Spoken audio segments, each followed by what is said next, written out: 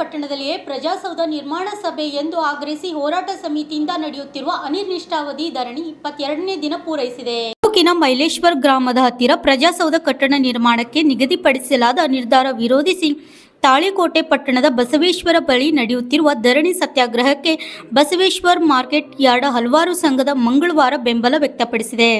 ಹೋರಾಟ ಸಮಿತಿ ಪ್ರಧಾನ ಕಾರ್ಯದರ್ಶಿ ಕಾಶಿನಾಥ್ ಮುರಾಳ್ ಮಾತನಾಡಿ, ಈಗಾಗಲೇ ಪ್ರಜಾಸೌಧಕ್ಕೆ ನಿಗದಿಪಡಿಸಿದ ಜಾಗ ಪಟ್ಟಣದಿಂದ ಬಹಳ ದೂರದ ನಿರ್ಜನ ಪ್ರದೇಶದಲ್ಲಿ ಇದೆ. ಇದು ಮಹಿಳೆಯರು ಮತ್ತು ವಿದ್ಯಾರ್ಥಿನಿಯರು ಸುರಕ್ಷತೆಯಲ್ಲಿ ಅನುಕೂಲವಲ್ಲ. ಆದ್ದರಿಂದ ಸಾರ್ವಜನಿಕರಿಗೆ ಅನುಕೂಲವಾಗುವಂತೆ ತಾಳಿಕೋಟೆ ಪಟ್ಟಣದಲ್ಲಿ ಲಭ್ಯವಿರುವ ಸರ್ಕಾರಿ ಜಾಗದಲ್ಲಿ ಪ್ರಜಾಸೌಧ ನಿರ್ಮಿಸಬೇಕೆಂದು ಒತ್ತಾಯಿಸಿದರು. Appu Rathod, RJ32 Kannada news. ಹೋರಾಟ ಸಮಿತಿಯ ಕಾರ್ಯದರ್ಶಿಯಾಗಿ ಸಮಿತಿಯ ಪರವಾಗಿ ಮೊಟ್ಟ ಮೊದಲು ತಮ್ಮೆಲ್ಲರಿಗೂ ಹೃತ್ಪೂರ್ವಕ ಸ್ವಾಗತವನ್ನು ಬಯಸ್ತಾ ಇದ್ದೇನೆ. ಅದೇ ರೀತಿ ಇನ್ನಿಕ್ಕೆ ನಾವು ಹೇಳಿದ್ದ ದೂರ ಆಗ್ತದೆ, ಅನಾನುಕೂಲತೆ ಆಗ್ತದೆ.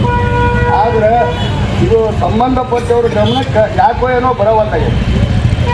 ಇದು ನಮಗೂ ಒಂದು ನಮಗೆ 20 ದಿನ ಆಗ್ಯದ. ಇವರು ಇನ್ನೂ ಎಷ್ಟು ಕುಂದಿದ್ದೇನಂತ ಮನೋಭಾವ ತಾಳ್ಯಾರೋ ಏನೋ ನನಗನ್ಕ ತಿಳಿಯಬಾರ್ದು.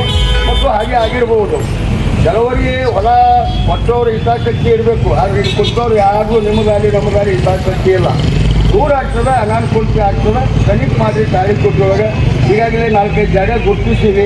ಯಾವುದಾದ್ರೂ ಒಂದು ಜಾಗದಾಗ ಮಾಡಿ ಸಾರ್ವಜನಿಕರಿಗೆ ಅನುಕೂಲ ಮಾಡಿಕೊಡ್ರಿ ಅನ್ನೋಂಥ ಒಂದೇ ಒಂದು ಬೇಡಿಕೆ ನಮ್ಮದು.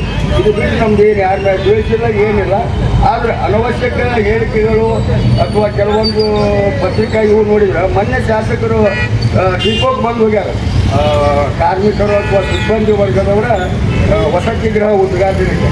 ಆ ಕಾರಣ ಮತ್ತವರು ತಮ್ಮ ಮಂಡು ಹಟ್ಟದ ಮಾತುಗಳನ್ನೇ ಹೇಳಿದ್ದಾರೆ. ಅದೇನು ದೂರ ಆಗಂಗಿಲ್ಲ, ಡಿಪೋನು ಹಿಂಗೆ ದೂರ ಆಗ್ತದೆ ಅಂತಿದ್ರು. ಡಿಪೋ ಊರಾಗ್ಯಾರ. ಡಿಪೋನವ್ರು ಹಿಂದೆ ತೊಗೋಬೇಕಾದ್ರೆ ಅವಾಗೂ ನಾವು ಬಸ್ ಘಟಕ ಹೋರಾಟ ಸಮಿತಿ ಅಂತ ಮಾಡಿದ್ದೆವು. ಅವಾಗೂ ನಾನೇ ಕಾರ್ಯದರ್ಶಿ ಇದ್ದೆ. ಅವಾಗ ಡಿಪೋದವ್ರು ಅದು ದೂರ ಆಗ್ತದೆ. ನಮಗೆ ದಿನಕ್ಕೆ 1.5 ಕಿಲೋಮೀಟ್ರಲ್ಲಿ ಹೋಗೋದು ಬರುವುದಿಲ್ಲ. ಭಾಳ ಕೊಡ್ತದೆ, ತೊಗೊಳ್ಳೋಣ ಬೇಡ ಅಂತ ಅವರೇ ವಿಚಾರ ನಡೆಸಿದ್ರು. ಆ ಟೈಮ್ನೊಳಗೆ 10 ಎಕರೆ ಪುಕ್ಕಟ್ಟಾಗಿ ಬರ್ತದೆ, ಯಾಕೆ ಬಿಡ್ಬೇಕಂತ ತಿಳ್ಕೊಂಡು 10 ಎಕರೆ ತೊಗೊಂಡಾರ. ಅದನ್ನಾದರೂ 10 ಎಕರೆ ನಾವು ಕಂಡೀಷನ್ನಾಗಿ ಕೊಡ್ತೀವಿ. ಭವಿಷ್ಯದೊಳಗೆ ಮುಂದೆ 2 ಎಕರೆ ಬಸ್ ಸ್ಟ್ಯಾಂಡು, 4 ಎಕರೆ ಡಿಪೋ, 4 ಎಕರೆ ಕಾರ್ಮಿಕರಿಗೆ ಅಲ್ಲಿ ನೌಕರರಿಗೆ ವಸತಿ ಮೇಲೆ ಅಂತ. ಆ ಪ್ರಕಾರ ಈಗ ವಸತಿ ನಿಲಯನೂ ಆಗ್ಲಕ್ಕಾಗ್ತದೆ. ಅದನ್ನು ಉದಾಹರಣೆ ಹೇಳ್ತಾರೆ. ಅದೇ ಅಂದು ಇಲ್ಲಿ ಅವರು ಇಲ್ಲಿ ಏನು ಕೊಟ್ಟಿದಾರ ಅವರು ನಾವು ಎಲ್ಲರೂ ಊರನ್ನ ಸನ್ಮಾನ ಮಾಡಿದ್ರೆ ಭಾಷಣ ಮಾಡ್ಯಾರ. ಎಲ್ಲ ಬಿಜಾಪುರಾಗ ಯಾಕೆ ಸನ್ಮಾನ ಮಾಡ್ಕೋ ಯಾರು ಮಾಡೋದು ನನಗೆ ತಿಳಿದಾಗಿದೆ. ಅವ್ರು ಯಾಕೆ ಅಂತಾರೆ ಅನ್ನೋದು ಅಷ್ಟು ದೂರ ಕೊಟ್ಟು ಅದು ಮತ್ತು ಸಾರ್ವಜನಿಕರಿಗೆ ಸರ್ಕಾರಕ್ಕೆ ಮೋಸ ಮಾಡ್ಯಾರ. ಅದು ಭಾಳ ಮಂದಿಗೆ ಗೊತ್ತಿಲ್ಲ.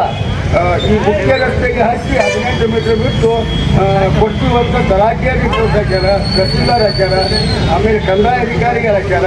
ಇವ್ರು ಎಲ್ಲಿ ಕೊಟ್ಟಾರಂದ್ರೆ ಮುಖ್ಯ ರಸ್ತೆಯಿಂದ 900 ಮೀಟ್ರ್ ಅಂದ್ರೆ ಅಂದಾಜು 1 ಕಿಲೋಮೀಟ್ರ್ ಪೂರಾ ತುತ್ತುರಿಗೆ ಆ ಪ್ರದೇಶ ಪೂರಾ ತೆಗ್ಗ ಅಂತೇಳಿ ಇವ್ರು ಜಾಗ